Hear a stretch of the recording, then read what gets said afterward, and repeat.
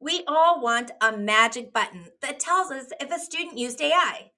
But the hard truth is that AI detectors are not accurate and they should not be used. A critical study published in January 2026 by Mark Andrew Bassett and colleagues titled Heads We Win, Tails You Lose, AI Detectors in Education makes the case clear. These tools are fundamentally flawed because they flag predictable writing patterns. And in a classroom, predictability is everywhere. This creates a massive equity issue. The research confirms that non-native English speakers are flagged as AI generated at much higher rates. Why? Because their writing is often highly structured and uses a more limited, clear vocabulary that mirrors exactly what an algorithm expects from a machine. But this isn't just a trap for non-native speakers. Think about your highest achieving students.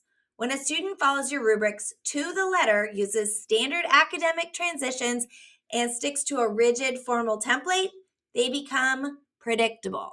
Ironically, the better a student is at following the rules of formal writing, the more likely a detector is to falsely accuse them. While we cannot trust software, you are the best AI detector in the room. You know your students, you see their progress, and you hear their unique voices. When reviewing work, look for the specific fingerprints that machines often leave behind. Investigate when you see hallucinated citations, sources that sound plausible but don't actually exist. Notice if the writing follows a perfectly uniform sandwich structure that lacks the messy, nonlinear flow of a student finding their own argument. Watch for a sudden vocabulary jump where the student shifts into clinical robotic sophistication mid-sentence. To empower your judgment, I recommend building an evidence locker for each student. Move from detection to collection.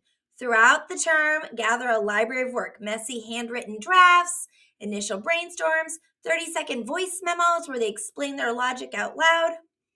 And when a student submits work that doesn't align with their evidence locker, you'll have evidence to show that this doesn't fit. To discourage AI use before it starts, make the process the priority. Shift the heavy lifting into the classroom where you can provide real-time feedback. When the grade depends on the evidence of revision and progress rather than just a single output, the shortcut of AI becomes less appealing.